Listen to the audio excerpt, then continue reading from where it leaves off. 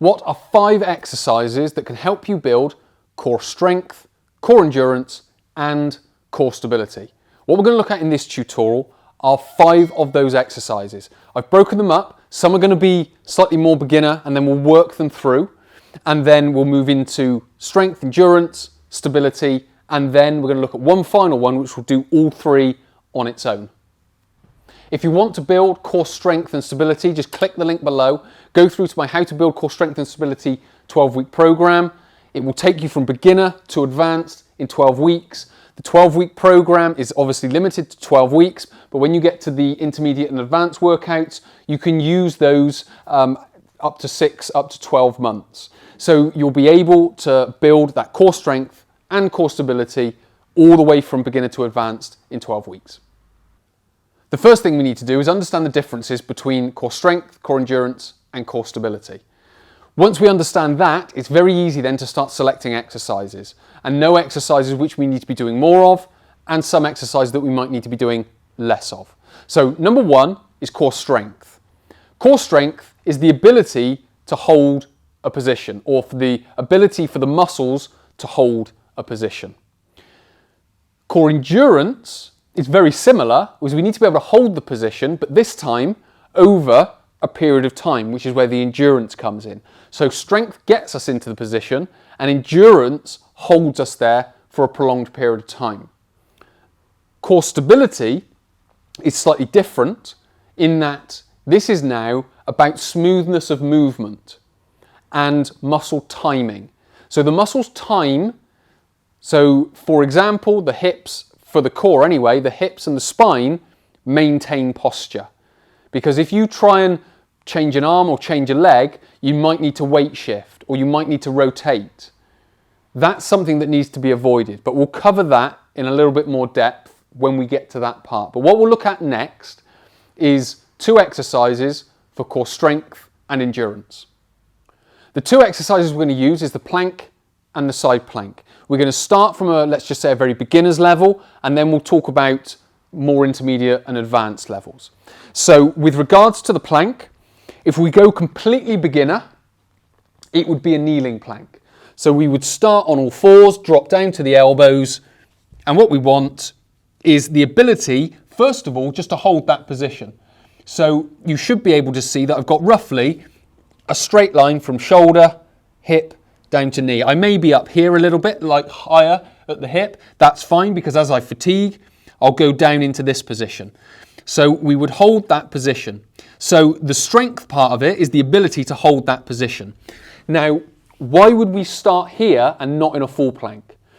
If you haven't got the ability to hold a full plank, so if you come into this position and you find it difficult and you just drop straight away, then there's not a great deal of use of holding and getting up into that full plank straight away. What you need to do is build that kneeling plank and build it in a way that is going to help you come up into that full plank. Now, a way of doing that is just by building in little blocks of 10 seconds. So we come into this position and then we might relax down. We come up for 10 seconds. We relax down for another 5. We come up for 10 seconds. And then what I've done there is I've built the strength and the endurance to be able to hold that position for 30 seconds. Although I've done it in 3 blocks of 10 seconds with a 5-second break in between. You may then add a 4th one on, so you've done 40 seconds. But when you get to that sort of 3rd and 4th block, now is the time, because you've built some integrity to be able to do the kneeling plank, is then to start thinking about coming up into the full plank. When you start that, what's key is that you don't try and lift yourself into the position. What you do is you start in that kneeling plank position. So you start here. And what you then do is you just straighten one knee and then the other one. And then when you finish, you just bring them back down. Because what you've then done is you've given the body, so you may do 3 blocks of 10 seconds, but the first 3 seconds, you just lift up and then you put back down again. Because all that's going to do is build that ability to hold that full plank. Then start in the kneeling plank, continue with your 3 blocks, but do 5 seconds and then build up to that 10 seconds. So then you've done 3 10-second blocks of the full plank. So what you've done there is you've built the strength, you've maintained the endurance in the kneeling plank, but then over time you've built the endurance into the full plank as well. So it's just a very simple way of progressing the exercise rather than trying to jump from say a kneeling plank into a full plank, or just trying to jump straight into the full plank. The other one is the side plank, which is exactly the same, because what we've done there is we worked on the anterior musculature of the core. What we're now doing with the side plank is the lateral musculature. The process is exactly the same. Start down on the knees, build up 3 blocks of 10, 4 blocks of 10, whatever you need to. Once you get to that point, what you've then got is the ability to go from here to there. So we've now got slightly different, it's be a little bit harder, it wouldn't be much harder, but it'd be a little bit harder. And then obviously the second one is just there. So all that we've done is go from the knees, just like the normal plank, the front plank, and we've just lifted up. And again, we can come down straight away. But every time we've done that, all we've done is just done it in little blocks of say 3, 5, and then build up to those 10 seconds.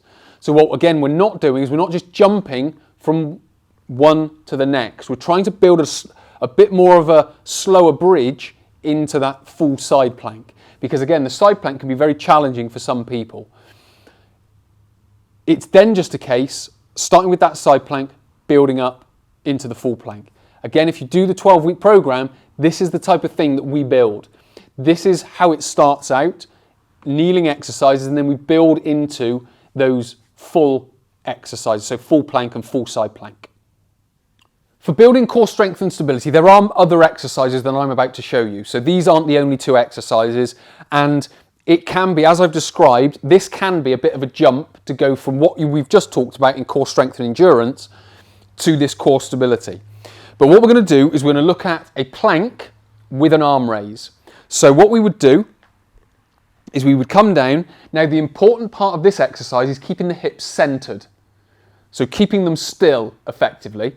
So we come down, we come into this position, we can do the same process that we've done. Starting our kneeling plank, we can come up. What we then need to do is lift the arm and down. So we've established that we've got the strength, we've got the endurance from building up from the plank and the side plank. What we can then do is when we get into that position and lift an arm up, the muscles need to time well enough that essentially our core holds and our legs hold the hips in place so they don't move. So it is a harder exercise, and there are ones that need to be done in the interim, but for the purposes of this video, for the sort of showing how it progresses with regards to the plank and the side plank, that's kind of why I'm using these exercises. But what we need to be able to do is, again, as I mentioned, we come down into here, we get our plank. In fact, I'm going to come narrow with the elbow, and then we go here, and then we're in position and down. So that is our core stability. Again, that's for sort of the anterior musculature, because what you'll find when you lift up this right arm, all these muscles over here have to contract. When you put it back down, they'll relax. When you pick up the left will contract. That's the stability. That's the muscle timing of contraction, contraction, contraction, contraction, because that's what's holding the hips in place.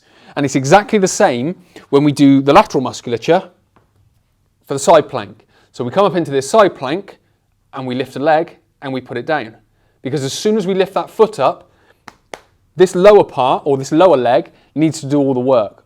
Mainly glute medius, glute minimus, and you'll need more from the obliques as well.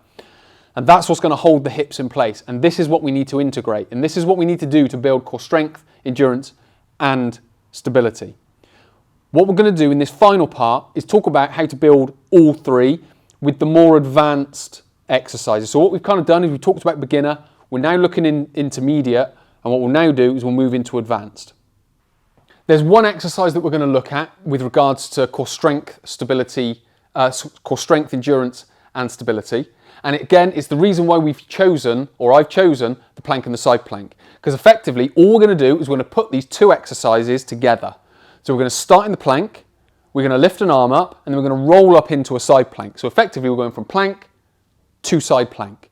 So we need all of these bits that we've talked about. We need the core strength, we need the core endurance, and we need the core stability to do all of these exercises.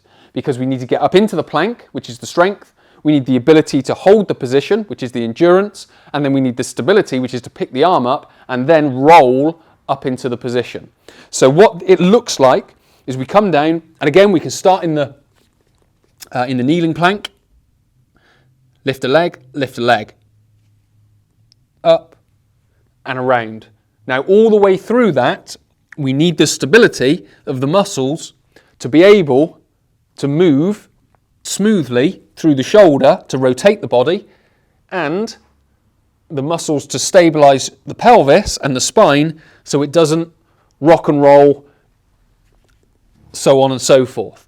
So again, it's a nice, solid, smooth movement all the way from holding the position to lifting the arm to rolling up and to rolling back down. And that is how we go about building core strength, endurance and stability. And those 5 exercises will kind of take you from that beginner's level to the intermediate and onto the more advanced one, which is this final one, which kind of integrates all 3 of them. If you are a beginner, if you want to build core strength and stability, click the link below. You'll go through a structured program that will help you go from that beginner's level of building up that initial core strength and stability, and then going into building more and more strength, endurance and stability as you go through. When you get to the end of the 12 weeks, the intermediate and advanced programs open up and you can use them for the next 6 to 12 months to build core strength and stability even further.